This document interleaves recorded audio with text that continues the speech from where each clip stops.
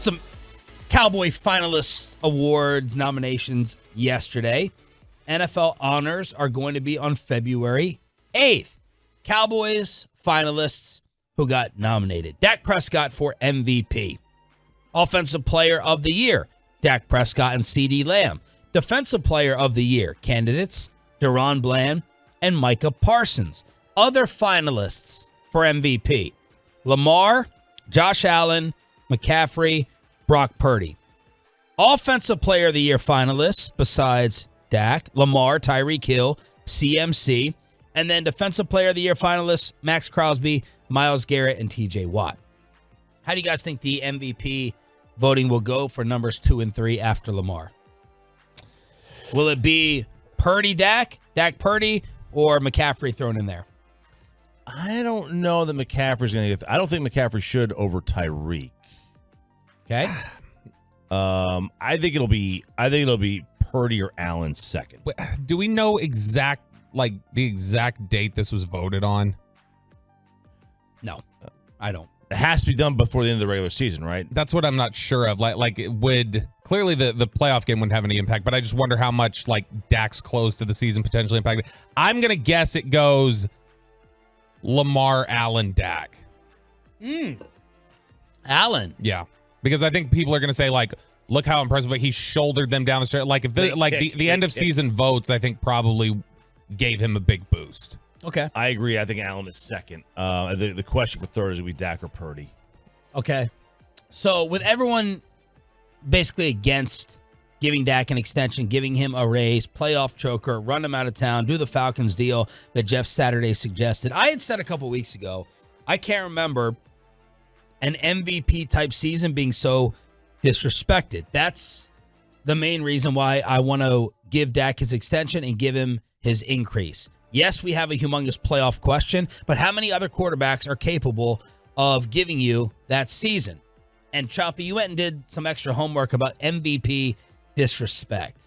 Yeah, and if you look at it throughout, and tell me where my thinking, y'all, Tolos, is flawed in that. Now, I tried to throw a flaw in there myself the other day by saying this year with a lot of the numbers, even though Bobby went extra nerd level on me, of course, to defend his boy, but with the counting numbers, this year is basically the same as 2 years ago. Touchdowns, interceptions, yardage, blah, blah. Was it just that Dak is going to finish top 3 in MVP voting this year because the candidates and the nominees were watered down? This was a watered down MVP season, and it was a watered down Heisman season, we kept saying throughout the football year. Yeah, a little bit. It was. So I went and looked at... And I'm like, how could you not want the third guy for MVP to get extended? Yeah. How can we do that? That doesn't sound right to me. That doesn't make sense on the surface. On the surface. Then you go back and you look, and it's like, all right, so other guys who kind of made drive-by... Because if you've never made it before, I call it a drive-by. It's a drive-by MVP season. Right. It's a career year. Which, I mean, you could say Dak's had a few career years because I think he's done... There may have been seasons where I think you can make the... I think in 2016, you can make the case that he should have gotten some MVP votes in 2016. Yeah. I mean, he may have. I think he may have gotten a couple. Not from Nick Eatman, I'm sure. Definitely not from Nick Eatman. Rookies can't win it. Love you, Nick. But if you go back to the 2016 season, let's see. Zeke, he got 1 vote. Zeke got 6 votes. Yep. Zeke finished 4th in MVP voting in 2016. Dak finished 6th. So I went back and looked at other quarterbacks who kind of had drive-by MVP seasons.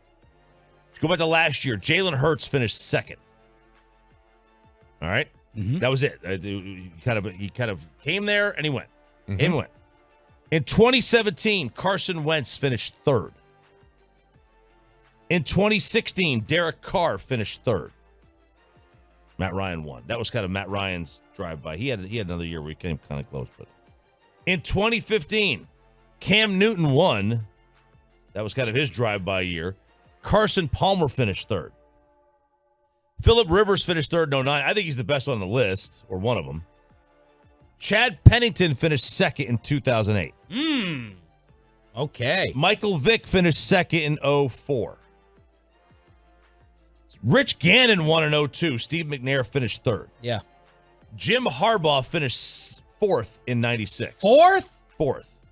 Wow. So there's plenty of examples of quarterbacks having a rise-up year. Yeah. Finishing in the top 3, and then just kind of, it's a career year. There's nothing wrong with having a career is not a shot. I mean, everybody has a career year. Every quarterback in history has had a career year. Some career years are better than others. Some are more sustainable. But, I mean, every quarterback's had a career year. So, basically, I'm trying to say, how could you not give a top-tier MVP candidate his extension? And you're saying, is this a sign of consistency moving forward or his career year? How do we know that this is going to happen again? And I think it's, it's a fair question. Because, generally, in the history of let's just go back the last 20 years. You basically saw, Rodgers pop up a lot. You saw Manning pop up a lot even when they didn't win. You saw Brady pop up a lot. Mahomes always is in it. Now, he's not going to be this year, but you could probably make the case that he could be or should be because of the fact that he has no receivers. But generally, the guys you see that don't appear on this list every year, we don't see Stafford on this thing really ever. He barely ever, he pops up once, right? They win the Super Bowl and then he kind of goes back. And that's kind of the question is this the new norm or is this the abnormal? I think we're closer to the norm. He threw 37 touchdowns in 2021, this year 36. He threw 10 picks 2 years ago. He threw 9 this year. He's going to throw 30 or more touchdowns a season, in my opinion. Will the picks probably go up a little bit after he threw 15 last year? Yeah, probably. But he's going to put up numbers. He's going to put up big-time numbers. I feel almost 100% about saying that. The question is going to be, can he ever put up those types of numbers against superior teams, above 500 teams, and playoff teams? Yeah, here's the only thing about when I hear those drive-by MVP candidates or whatever, I feel like there's context around those that... Because Wentz and Carr are really the ones that jump out. I got fooled and burned by Wentz. It's my only wrong quarterback take in the history of the show. Derek Carr can be thrown into that mix. And you're asking, does Dak belong more in that category or the perennial mix? Yeah, and here's the thing. When we talk about Derek Carr, Jalen Hurts, Carson Wentz, what do all of them have in common? Is that they did it they were still on their rookie deals. They were first couple years, the idea in a lot of instances is did the league adjust to Jalen Hurts? Did, the injury when Derek Carr broke his leg, did that rob him of anything? When you get Carson Wentz, who, league kind of figured out a beat on him. There's questions about his mental toughness. Dak is having this peak at the time where quarterbacks tend to have the peak. Quarterbacks peak at around 30, have their prime there for a few years. This is when he should be playing his best. It is. The odd thing would be is for this to be really the first time that he pops. What do you mean? This isn't the first time that he popped. Well, yeah, because it's really the first time he appeared the first time he appeared in the top 4 or 5. But this is what? I think this is the 5th. But that doesn't mean anything to me. I think we got to take into account the watered down aspect. We kept saying that. I think he's up there. Not because he popped. I think he's up there because it was a weak list this year of candidates. A couple of years ago when he had the same numbers, basically, the 1, 2, 3 and MVP were Rodgers, Brady, and Cooper Kupp. We kept saying, okay, Lamar's going to win it, but it doesn't feel like Lamar had an all-time great special year. No, it does not. So doesn't that make it more difficult for him to find his way back? Because that's my argument against it. That's my argument against Dak.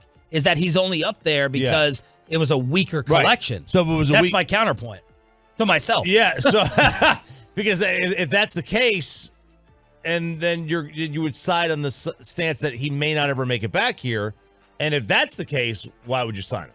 Would it surprise you to learn that he's finished in the top 5 in QBR just as many times as Mahomes has? Would it surprise me? No, it wouldn't surprise me because he's got a very high floor. Mahomes was 1 and Dak was 5. No. Actually, skewing that. No. To be honest, actually, in fact, if you want to, I said top 5 because I didn't want it to be a technicality. If you said top 4, Dak has done it more times than Mahomes, and so I mean, Dak has been. I understand the questions about him as a playoff performer. I understand does the moment get too big? Does it rattle him? How does he play whenever the top tier defenses are going up against him, whatever else? I understand all those questions, and they're fair and they're valid at this point. But we can't, because of that, in a paste apply to him that this is completely unique. He's different. He stepped up this year, but I don't think it's like a thing where it's like this is a complete like outlier to how he's played for his entire career, because it's not.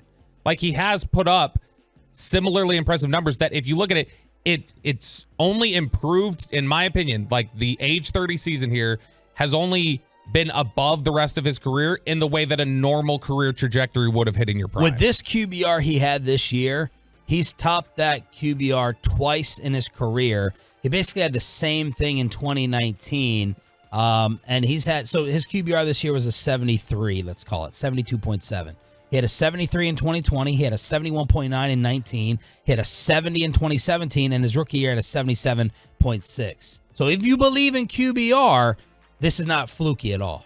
If you believe in it, yeah, it's actually he had a really good year, like a great year. It's not fluky from the standpoint of like he's never done it before. Okay, but everything you throw in there, from all the metrics, DVOA, efficiencies, the adjusted net yards per attempt, they were very, very high. Now, his DVOA won, but his adjusted net yards per attempt very high. His CPOE was tremendous this year, although it's not his best. Not his best. His adjusted net yards per attempt, though, I mean, you're looking at that was... I think a couple years ago was better.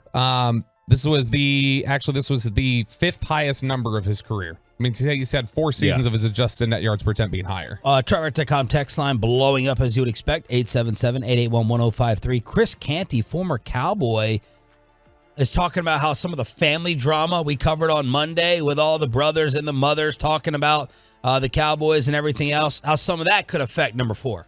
I think that means that there are a lot more questions in Dallas that have to be answered in the way of leadership. And I don't know how that gets better with Mike McCarthy going into the season as a lame duck coach, especially when you consider the offseason that the Dallas Cowboys have to have, when you're going to pay Micah Parsons, CeeDee Lamb, and Dak Prescott at the top of their positions. I mean, Dak might be the highest paid player in NFL history. So I guess when I'm looking at this situation, knowing how much swing those players are going to have once we start talking about the contracts that Jerry's going to have to dole out, I think the noise is only going to get louder. Their families, those conversations that they're having in private, that stuff is bubbling up to the surface now on social media, and I don't know how those players walk that back, and so I only think that it's going to breed more tension as we move forward in Dallas. Okay.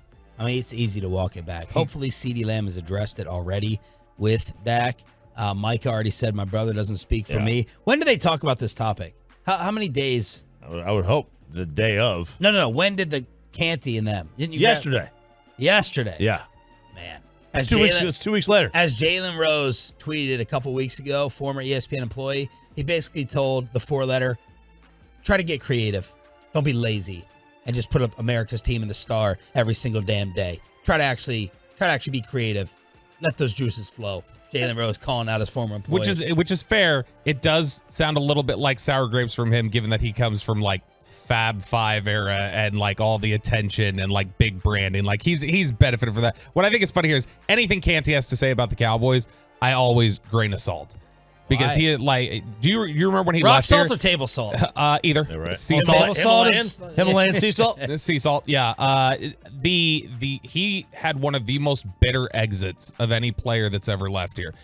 As soon as he left to the Giants, he immediately started talking in the press about how Romo can't get it done and how it's just not professional in Dallas. It's professional in New York. Years after leaving, he's years down the road. He's in Baltimore. He's still talking trash about Romo consistently in the press. He's just bitter.